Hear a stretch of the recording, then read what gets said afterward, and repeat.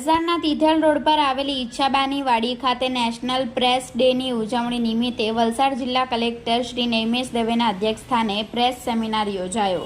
તારીખ 16 નવેમ્બર શનિવારના રોજ 5 કલાકની મળતી માહિતી મુજબ ગુજરાત પ્રેસ અકાદમી ગાંધીનગર અને જિલ્લા માહિતી કચેરી વલસાડના સંયુક્ત ઉપક્રમે નેશનલ પ્રેસ ડેની ઉજવણી નિમિત્તે પ્રેસ સેમિનારનું આયોજન વલસાડના તિથલ રોડ પર સ્થિત ઈચ્છાબા અનાવિલ સમાજની વાડીમાં કરવામાં આવ્યું હતું।